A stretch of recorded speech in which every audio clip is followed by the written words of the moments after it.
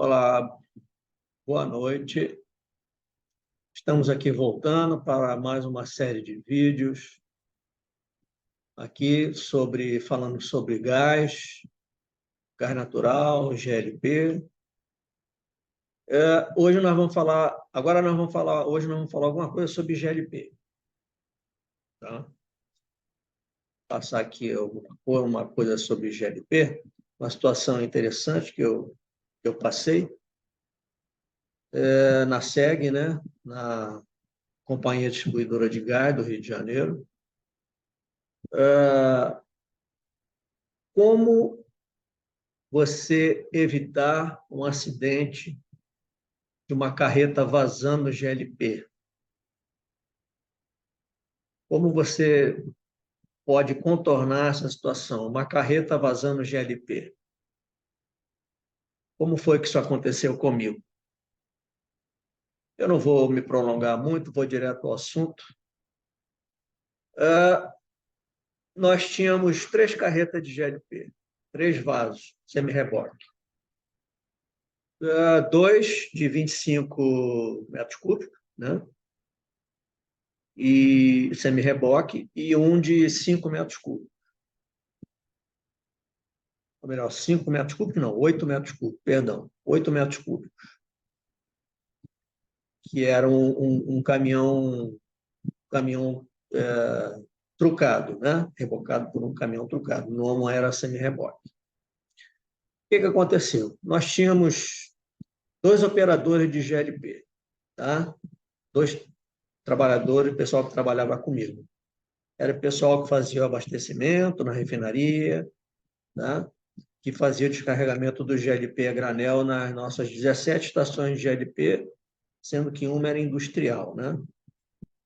Então, nós comprávamos esse gás na refinaria e fazíamos o abastecimento das estações de GLP de acordo com uma programação e com a necessidade, certo? O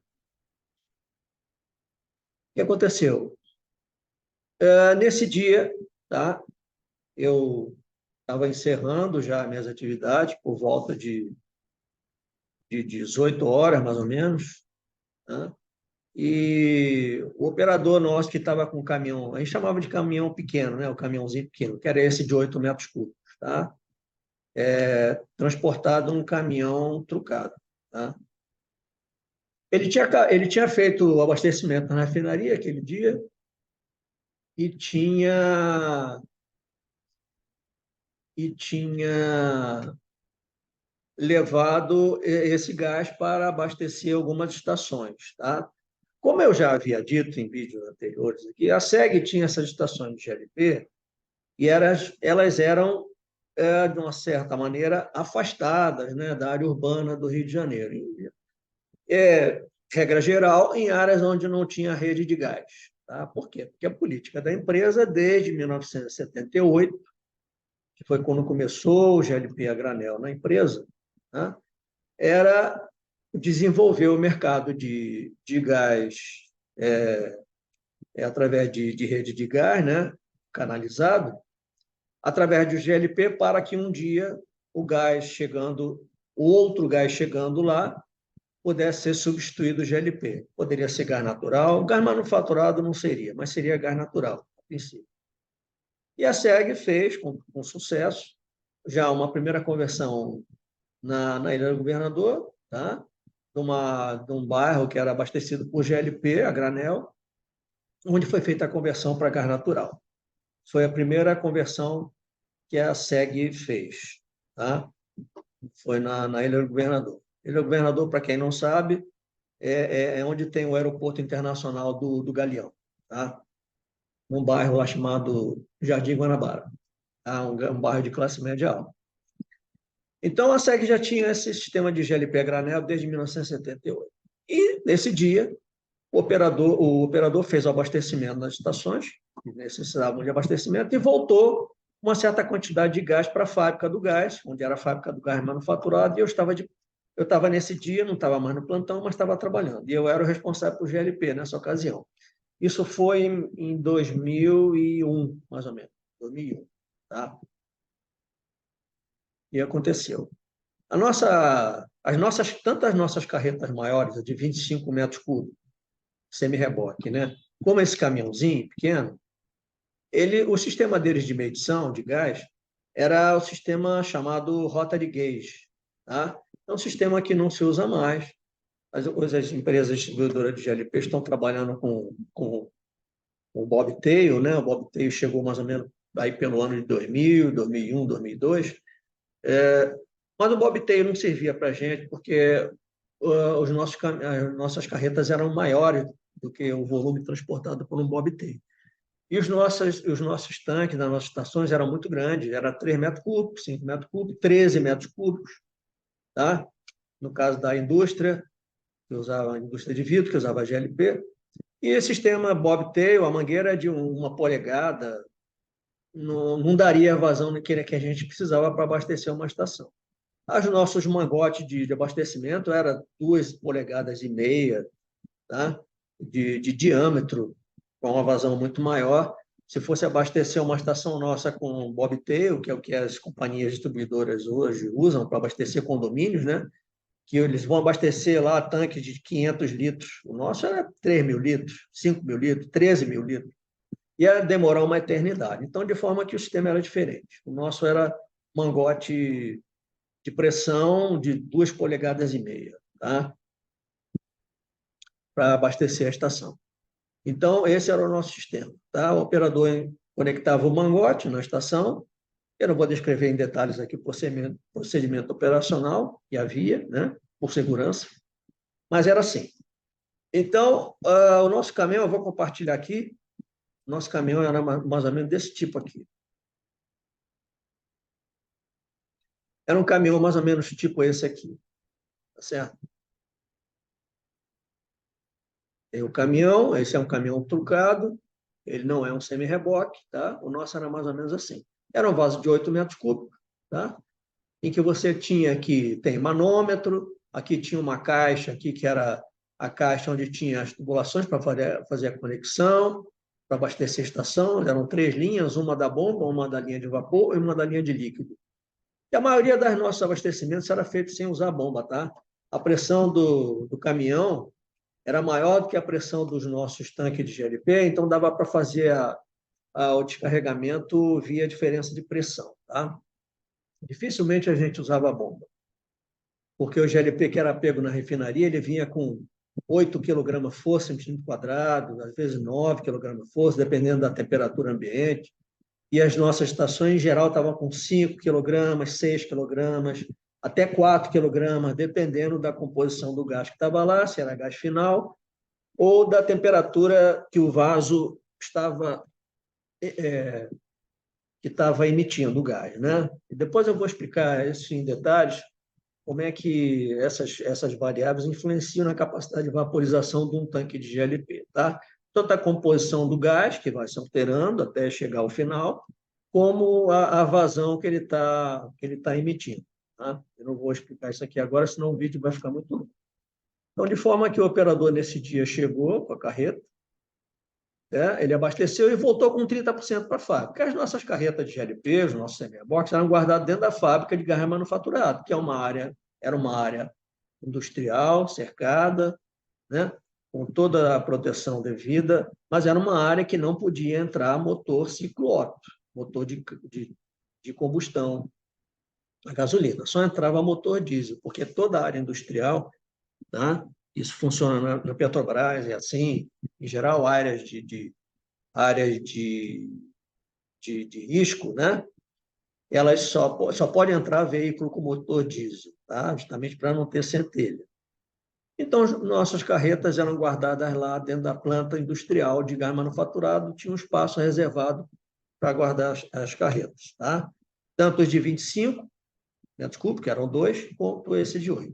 Nesse dia o operador chegou, beleza, aí ele foi dar uma conferida no Rotary Gauge. Rotary Gauge é isso aqui. É um equipamento que não se usa mais. Como o nosso equipamento era lá do final da década de 70, hoje não se usa mais isso, tá? Mas era o que nós tínhamos, tá? Até porque, eu vou falar uma coisa aqui, tá?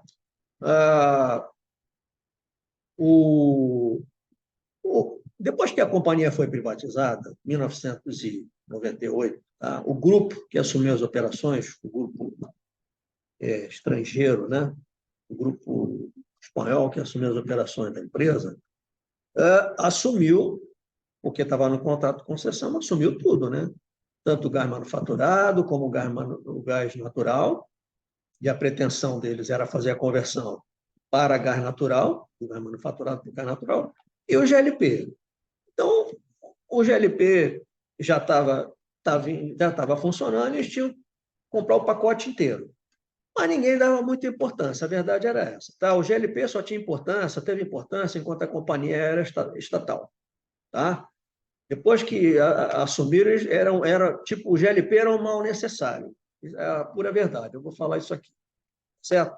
Mas eu dava muita importância ao GLP a partir do momento que eu assumi. Por quê? Porque com o GLP você não pode brincar. Se você brincar com o GLP, ou você sai aleijado, ou você pode morrer. Certo? É um produto muito perigoso, ainda mais a granel, para você lidar com ele. Tá? Você tem que cumprir requisitos de operação. A gente tinha um manual de segurança, um manual de operação lá, os operadores, inclusive eu que fiz esse manual.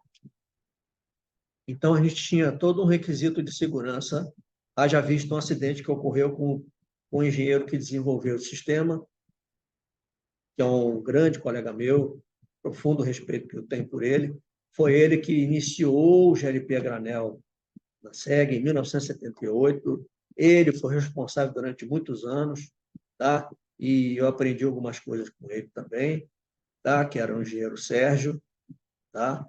E ele entendia bastante de GLP a granel, tá? Inclusive, se eu não me engano, acho que ele fez um curso na França, a companhia mandou ele para a França na época para fazer um curso sobre GLP, certo? E ele falava francês fluentemente, falava inglês e tal. Era uma grande pessoa, tá? Muito inteligente e conhecia muita coisa de GLP. Então, de forma que na parte operacional foi ele que implantou, junto com, lógico, com a equipe de engenharia e tudo, o GLP na companhia lá nos idos dos anos 1978, 1980. Tá?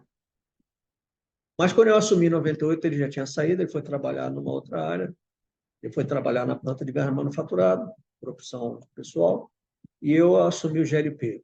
Tá? E a primeira coisa que eu fiz foi substituir os nossos mangotes. Tá? Porque assim que eu assumi o GLP, eu fui verificar os mangotes, já tinham passado da validade, a validade era 5 anos, e eu não queria ninguém se machucando, porque esse colega meu, esse é engenheiro químico também, ele logo nos primeiros anos de GLP, ele sofreu um acidente terrível, que o mangote de GLP rebentou, não aguentou a pressão do gás, estourou, ele estava próximo, a uma distância assim de uns 5 metros, mais ou menos, tá? Ele estava supervisionando a operação de abastecimento de uma estação, junto com o operador, e o mangote estourou. Foi defeito de fabricação, não foi erro operacional, foi defeito de fabricação de equipamento novo, porque a companhia estava iniciando o GLP naquela época, devia ter 2 anos, o equipamento era novo, não era velho, estava dentro da validade, mas foi fatalidade. Rompeu o mangote, tá? O mangote ele é de borracha por fora, mas por dentro ele tem uma estrutura de aço, tá? Ele é feito de aço e o mangote rompeu, saiu um pedaço do mangote, ainda bem, graças a Deus que não pegou no tórax, não pegou em área fatal, tá? Porque senão ele teria morrido instantaneamente. Pegou na perna dele, na coxa, arrancou uma parte da musculatura da coxa dele. Ele ficou internado durante vários meses, mas teve a perna, restabeleceu tudo devidamente. Claro, ficou uma cicatriz muito grande, mas ele não teve sequelas, maiores sequelas. Tá? Ele sofreu esse acidente, então esse acidente eu tomei conhecimento já dele antes de eu assumir o GLP e eu não queria ninguém se machucando com o GLP. Então, mandei trocar os mangotes, que já estavam vencidos, tá? Mandei pedir ao almoxarifado, fiz a requisição, pedi para trocar todos os mangotes de todas as 3 carretas de GLP, tanto da fase vapor como da fase líquida. Tá? Então, assim, de forma que eu dava muito valor ao GLP, porque eu sabia que era uma coisa muito perigosa. E eu não queria nem eu e nem os meus operadores se envolverem em acidente sério, grave. Tá? Porque eu também, às vezes, acompanhava alguns abastecimentos. Eu ia junto para verificar alguma coisa, e eu estava em campo. Então, eu não queria ninguém se machucando, principalmente o pessoal que trabalhava comigo. Tá? Então, assim, de forma que a companhia, a partir do momento que privatizou, que o grupo estrangeiro assumiu as operações, o GLP era um mal necessário, muita gente não dava valor, porque a febre era o gás natural, só se falava em gás natural, era a menina dos olhos da empresa, mas eu dava muito valor porque era a minha vida que estava em jogo e a vida do pessoal que trabalhava comigo, certo? Então, estou falando isso aqui porque era a realidade que a gente vivia.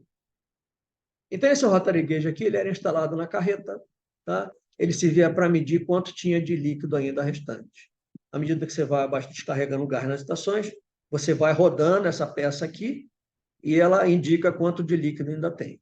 Então, nesse dia, ele foi verificar, o nosso caminhão era tipo esse aqui, tá?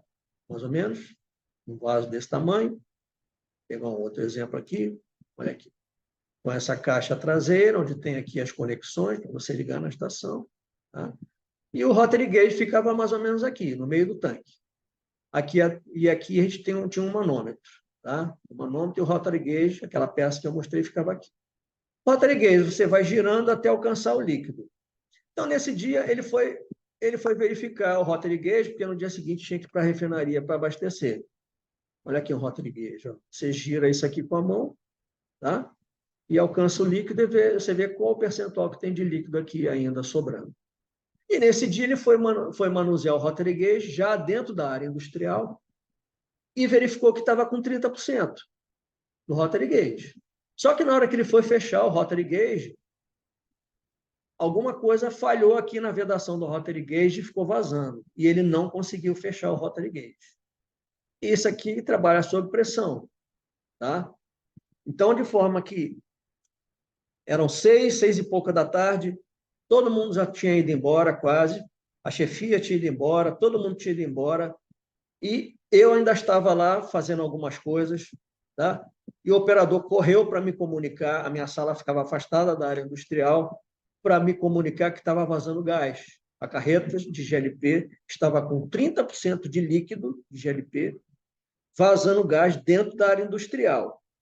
E próximo de onde a carreta estava estacionada, nós tínhamos ventiladores elétricos de grande porte, bombas funcionando, bomba de caldeira, uma série de equipamentos da área da planta de gás manufaturado trabalhando, funcionando, porque nós tínhamos 2 unidades naquela hora produzindo gás, tá? Uma pequena e uma grande.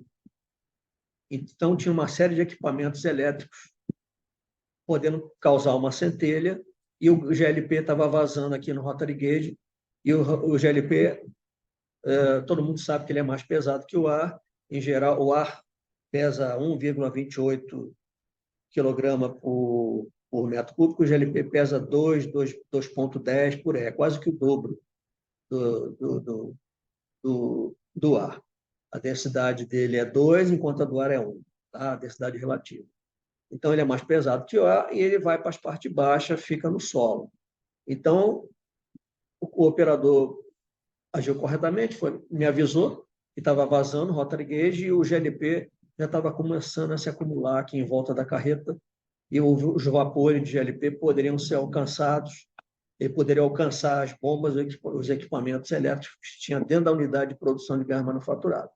Já estava começando a escurecer, perdão, e estava armando um temporal. Já estava dando raio, trovoada, o tempo estava fechando aquele dia no Rio de Janeiro. Então, não tinha mais ninguém, só tinha o pessoal da planta, lá, na planta de gás manufaturado, tinha o engenheiro responsável pela planta, que era um colega meu, que estava lá na hora, tá? Ele ficava lá, o pessoal trabalhava em tudo, os operadores, o chefe de operação da planta. Então, de forma que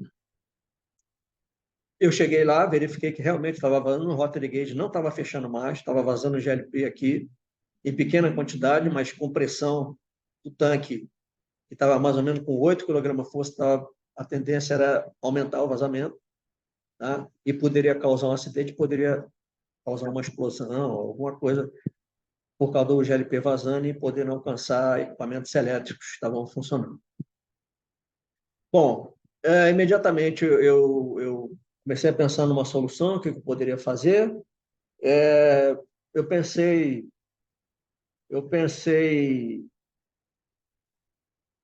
voltando aqui, eu pensei, bom, voltar para a refinaria seria uma alternativa, só que a refinaria, aquela hora, ia ter que colocar o caminhão na Avenida Brasil. A refinaria não era muito longe da gente, tá? Ficava mais ou menos uns 5 quilômetros, mas ia ter que pegar a Avenida Brasil, hora do rush, trânsito parado, com a carreta vazando. Não era um plano plausível, que a refinaria poderia me socorrer. Eu poderia descarregar esse gás lá na refinaria, entrar em contato com o pessoal da refinaria, pedir um socorro a eles para descarregar esse gás lá.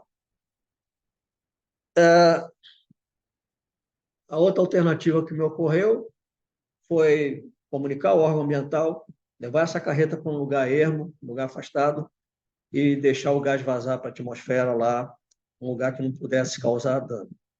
Esse plano praticamente estava descartado, porque eu não ia, a gerência da planta, a diretoria, não ia querer envolver o órgão ambiental, no caso a FEMA, né, para isso. Mas seria um plano C, um plano D, talvez. O que veio à minha cabeça? Como eu já tinha trabalhado na planta durante 17 anos, né? 16 anos na planta, eu conhecia bem a planta.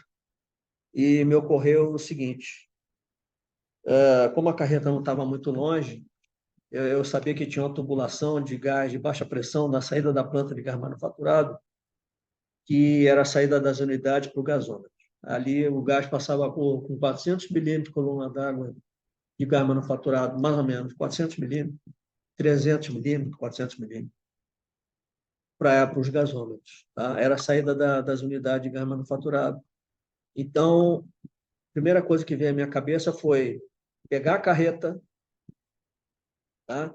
O operador, ele sabia dirigir o caminhão, porque ele era motorista e operador também, então ele mesmo fazia o transporte. Dar a volta com esse caminhão pelo outro lado da fábrica, porque onde ele estava não dava para conectar o mangote lá na rede de gás de baixa pressão, campo de gás manufaturado. E só que começou a armar um temporal. Aí, só que antes de fazer isso, para fazer isso, eu teria que ter autorização do gerente da planta, que era o meu chefe, tá? E aí, imediatamente eu liguei para ele, já estava começando a chover, liguei para ele, expliquei a situação, ele já estava em casa, já tinha ido, todo mundo indo embora, todo mundo já tinha ido embora dentro da companhia. Só tinha o pessoal da planta mesmo trabalhando e o engenheiro responsável pela planta. Eu comuniquei ao meu chefe, ao gerente de operações, tá? Falei com ele, expliquei a ele a situação, falei que era urgente, que tinha que dar uma solução rápida, porque a gente tinha que evitar que aquele GLP vazasse ali. Expliquei a ele o que eu estava planejando fazer, ele me autorizou, tá? Ele concordou e ele deu o ok, e aí eu mandei ver. Falei com o operador: pega o caminhão, vamos dar a volta pelo outro lado, vamos entrar pelo portão do outro lado da planta, você entra de ré, o espaço, eu sabia que era um espaço reduzido, e aí pegamos a capa, já debaixo de chuva, trovoada, a chuva começou a apertar muito forte, o céu totalmente escuro, já fechado, e aí eu fui lá, comuniquei ao engenheiro responsável pela planta, o que estava ocorrendo, um colega meu, expliquei a ele que o chefe de operações, o gerente tinha autorizado a fazer aquilo, só pedi a ele que ele ficasse de olho no poder calorífico do gás, porque como o gás manufaturado era 4.300 quilocalorias por momento cúbico, eu ia jogar 30% de GLP líquido na rede de gás com poder calorífico de quase 22.500, 23.500 quilocal por normalmente cúbico. Ou seja, 6 vezes mais de poder calorífico. E 30% de gás naquele caminhão, vou fazer a conta aqui rapidinho, correspondia, fazer um cálculo aqui, correspondia, aquele caminhão era de 8, né? 8 vezes 30%, 2.400 litros de GLP, 2,4 metros cúbicos. Isso aí correspondia a, pela densidade do GLP, vou botar 5 pontos, 0,562, 1.348 quilos de GLP. Se a gente for calcular isso, quantos botijões de GLP P13, que equivale, dividir por 13, 103 botijões de GLP. Tá? Essa era a quantidade de gás que ia vazar, se a gente não tomasse uma providência, 100 botijões de gás, quando a gente sabe que um botijão apenas é suficiente para causar um belo de um acidente, uma baita de uma explosão. Nós tínhamos 100 botijões. Tá? E aí eu comuniquei ao engenheiro da planta, esses 30%,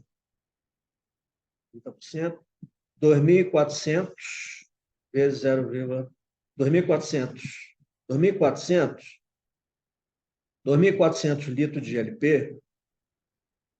O GLP, quando ele passa da fase líquida para a fase vapor, gasosa, você multiplica isso por 270, tá? Para transformar em condições normais de temperatura e pressão, em volume. É o mesmo cálculo que o pessoal faz aí para o GNL. O pessoal costuma dizer que GNL, né, você diminui o volume 600 vezes. No outro vídeo eu vou explicar como é que faz esse cálculo, tá? Como é que o pessoal chega à conclusão que GNL transforma, você diminui o volume 600 vezes. Para o GLP a gente faz a mesma conta também, tá? Eu não vou falar aqui como é que explica, mas é usando a densidade e o volume específico, tá? Então, se o gás natural você reduz 600 vezes o volume dele para a parte líquida, o GLP também. A média é 270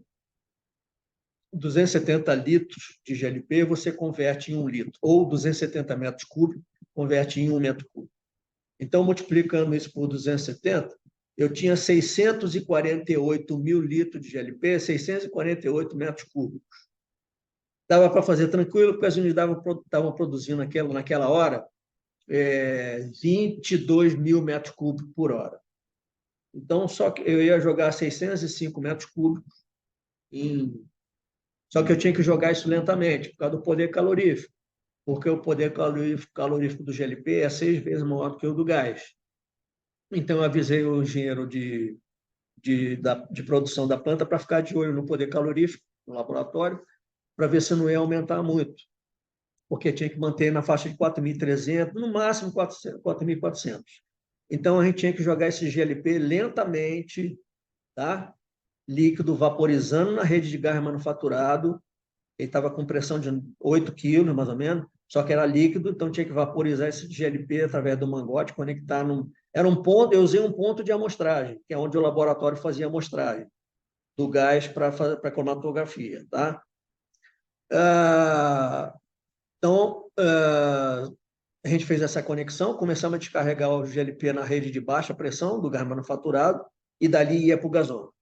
Só que eu tinha que jogar lentamente, em pequenas doses, para não alterar o poder calorífico do gás manufaturado. E esse controle a gente tinha lá no laboratório, numa carta, um calorímetro. Tá? Lá tinha uma carta que registrava o poder calorífico em tempo real e o índice de volume. Comuniquei ao engenheiro para ficar de olho no poder calorífico. Ele teve consciência do que tinha que ser feito. Mostrei a ele a situação. Ele foi lá, viu o vazamento. E assim foi feito. Falei com ele, ó, você fica lá, qualquer coisa você me avisa e eu estou aqui. Como o laboratório não era muito longe da operação que a gente estava fazendo, qualquer coisa ele vinha me ajudar. A gente estava sem rádio naquele momento, tá? E a gente nem pensou, na realidade, em usar rádio. Aliás, o meu rádio estava até descarregado, a bateria, que já tinha usado o dia inteiro, o operador, estava descarregado e não ia dar. Então, mas também era perto. Tá? E da janela onde eu estava fazendo a operação, dava para ver a janela do laboratório, ele poderia fazer um sinal, um comunicado, eu ia saber o que estava acontecendo. Então, nós descarregamos naquela noite, nós começamos a operação mais ou menos 7 horas da noite, tá? Fomos descarregando a carreta com 4.000 e poucos quilos de GLP, lentamente, na rede de gás manufaturado, que é do gasômetro.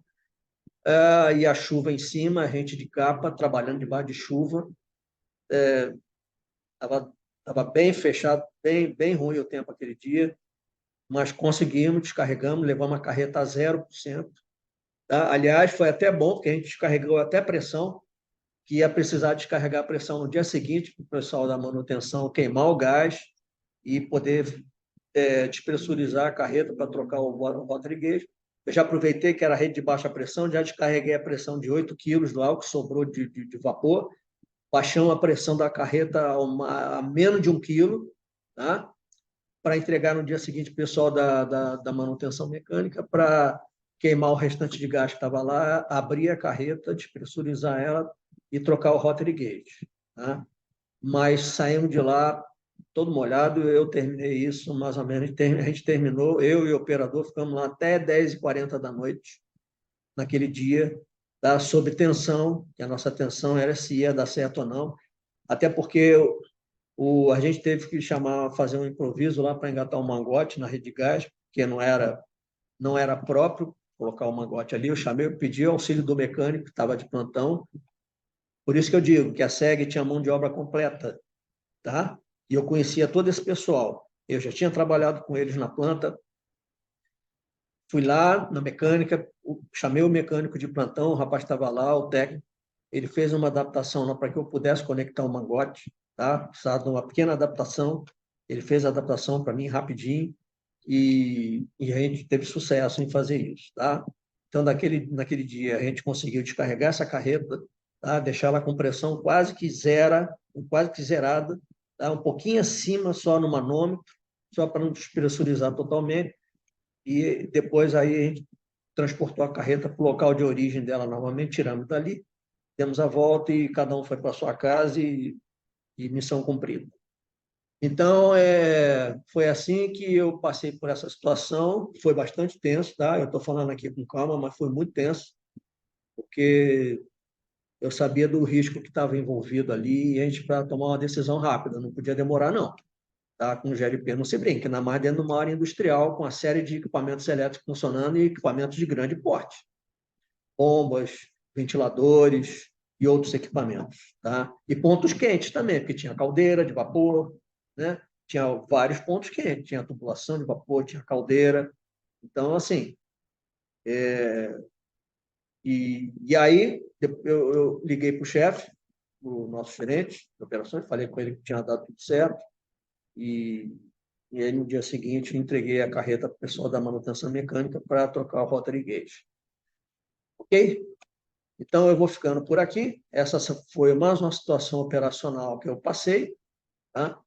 E, e, e deu certo. Graças a Deus que deu certo. Tá? Muito obrigado. Uma boa noite mais uma vez.